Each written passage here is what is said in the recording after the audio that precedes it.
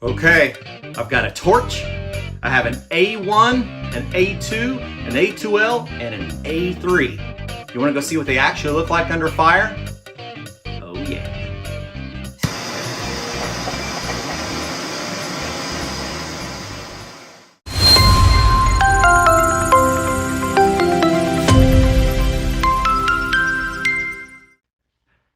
Did you know that all refrigerants are actually flammable? Maybe not as flammable as you would think. You know, a lot of times you and I think of flammability as either it lights, it ignites, or it doesn't, right? Well, that's really not the case. We know from the combustion triangle that we have to have three important things. We have to have fuel, we have to have oxygen, and we have to have our ignition source. Well, how much fuel, how much oxygen, how much ignition, and at what pressure, right? There are a lot of variables out there. So we're going to talk about the different flammabilities of refrigerants to have a better understanding of how this all looks when we're out into the field, out in the industry. So ASHRAE sets the standard for all of our refrigerants. We basically have two letters, A and B, and four numbers, 1, 2, 2L, and 3. So the AB, that's for our toxicity. 1 is no flame propagation. 2, 2L, and then 3, right? 3 being highly flammable with lots of propagation.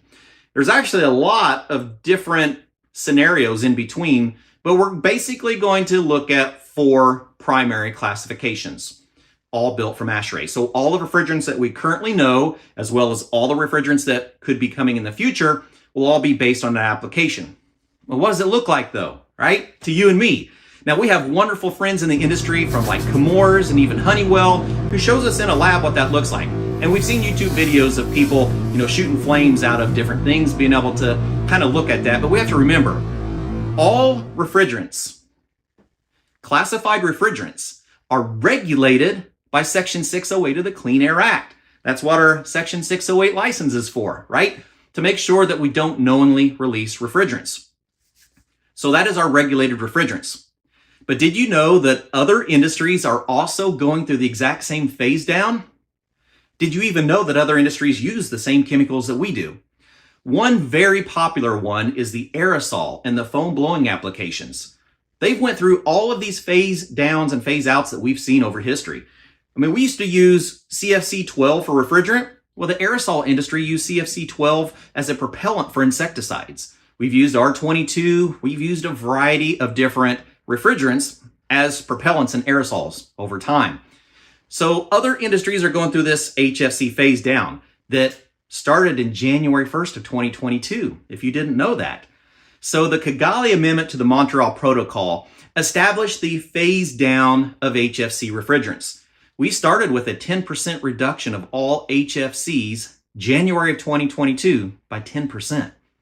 Anybody see the price of refrigerants go up last year? Yeah, absolutely. And I would say a pretty decent amount of that is because of our HFC phase down. I hope you're aware that January 1st of 2024, we're actually going to add a 30% reduction to those HFCs based on global warming potential.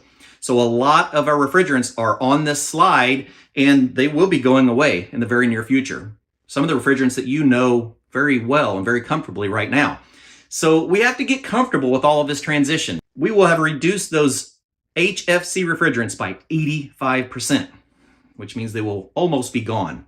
So we have a variety of new refrigerants, and a typical balance to look at is the higher the global warming potential, the less the flammability.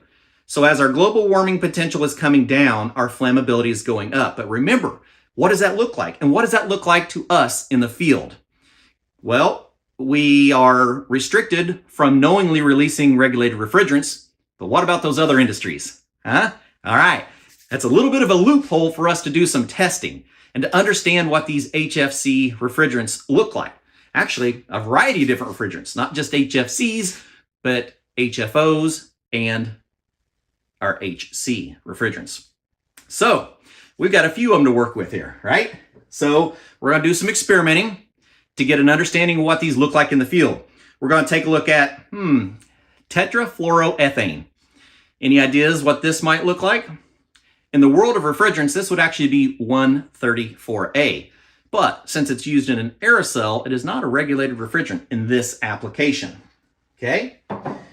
We also have, this one might not be as familiar to you, difluoroethane. This would actually be R152A. You're probably not very familiar with that, but this is an A2. Remember, our 134A was an A1. This is an A2, so it is a mildly flammable refrigerant. We've actually looked at using this in automotive air conditioning and didn't really happen. But now we have it that we can experiment with. Here's one that really is going to be fun to play with. All right, so this one is tetrafluoropropene. Any ideas? This is actually 1234YF, our newer HFO refrigerant. Now, what is an HFO? You want to know? An HFO is kind of an HFC in disguise. What I mean by that is when we look at the composition of our molecule of an HFC chemical, we have carbon atoms at the core, and then we have hydrogen, and we have fluorine. Hydrofluorocarbon, right?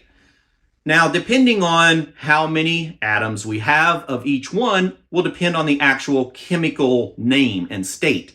And it also changes the stability of the chemical, especially when we're going from a liquid to a gas state. That really has effect on the strength of the bonds within our entire molecule. Well, we needed to get to a lower global warming potential refrigerant. So scientists at the Chemours company were able to modify the bonds and use in chemistry what is known as an alkene or olefin bond between our carbon atoms. So it changes the strength and the structure of those. Now, we do still have hydrogen and we do still have fluorine, so we have a hydrofluorocarbon. It is just bonded with an olefin bond, which means it doesn't have the same stability as it changes states from liquid to gas in the atmosphere, right? Keeping it confined within a refrigeration system, it's just going back and forth like all other chemicals. If it happens to get into the atmosphere, our bond is not going to be as strong. The covalent bond is not going to hold together as well. It's going to break apart and it is going to dissolve in the atmosphere, which is why we have such a lower global warming potential. This gas doesn't stay in the atmosphere the way our previous HFCs did. So that is the design of your HFO. It still is using hydrogen, fluorine, and carbon. It's just done in a very different way. Has a very low global warming potential, and we're going to see a lot more of that. And then we have our A3. Now, this is actually propane, so it's got things like sulfur dioxide, and it has different odorants in it, has impurities in it. If this was completely purified into its cleanest form, we would recognize this as R290. It's just propane, right? Hydrocarbon, A3, highly flammable. So, we have all four classifications, A1, A2, A2L, A3, and we're going to go see what they actually look like in real-world scenarios that you might encounter out in the field. Now, the thing to think about with refrigerants is that we're talking about the stability of a chemical. So the place that you're going to experience ignition the most is when we change state, right? When we change state from a liquid to a vapor, that's when our energy is going to be expanding, our gases are going to be expanding, and you have the most potential for ignition.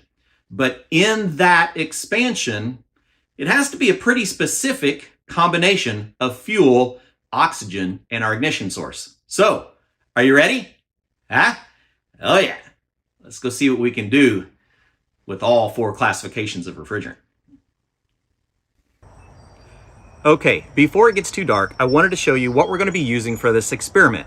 We have our A1, our A2, our A2L, as well as our A3 flammability chemicals.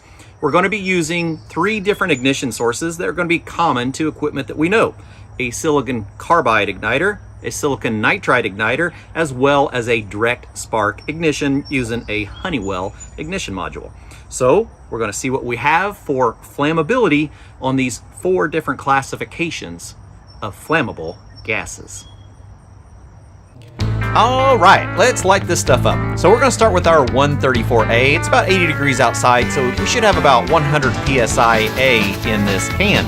We're going to use the trigger to adjust the velocity a little bit, and yeah, nothing lit so far. And let's move on to our 152A. Should be around 90 psi. Different velocities with the trigger. Yeah, still nothing. Okay, let's move on to our 1234YF. Should be around 104 psia. We're gonna get this sucker really hot. And yeah, still nothing. We can boil some sap out of the mahogany bit, and we can't get that 1234YF to light. What about some propane? R290, around 144. Of course, we're reducing down with our regulator, but you can see that our propane lights pretty easy, and propagation is pretty high with a highly flammable gas. Okay, what about an open flame? We'll start with our 134A again, and yeah, there's nothing going on in there. So let's move on to our 152, our A2. Yeah, we actually get just a little bit of flutter in that flame. Not a lot, but we can see a little bit. How about our A2L? Yeah, almost nothing.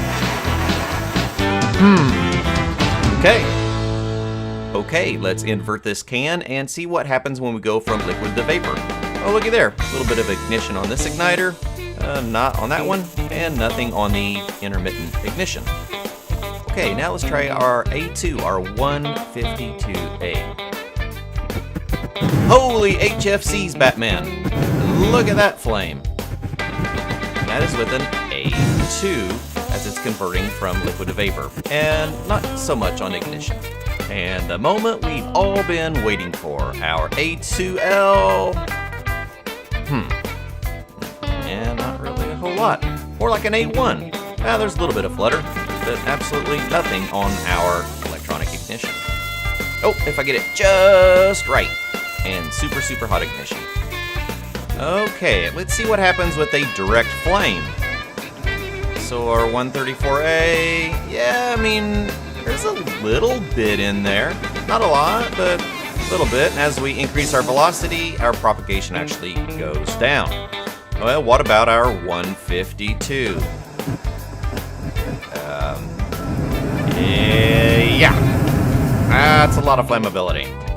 That was our A2. Let's take a look at our A2L, and, well, yeah, there's a little bit. So a little bit more than an A1, but definitely not as much as an A2. So what does all this mean? Well, it really means that all refrigerants really are flammable. It just depends on the amount of fuel, the amount of oxygen, and the energy, and the amount of that energy that is in our ignition source. So when we look at our refrigerants, we need to understand that even our A1 refrigerants, this 134A, did ignite when it was in the right circumstance. It had to be changing state from liquid to vapor. All of our refrigerants here are showing examples of propagation when they're changing state from liquid to vapor in an open flame ignition source. Now, we didn't see those similar effects when we're talking about vapor, and we didn't see as much of it when we're talking about liquid in lower ignition sources, like our hot surface igniter and with our direct spark ignition. Very different ignition scenarios. So just be aware that all of our refrigerants have some type of flammability to them. Our A2L actually is much closer to an A1 than it is like the A2, and definitely nowhere near the A3.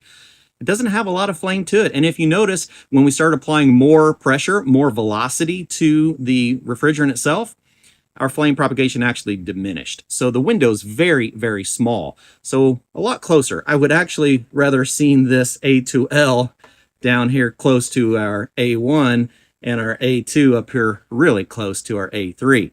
But that's just the scenario that I see. So thanks for joining us. If you want to use any of this footage, please do.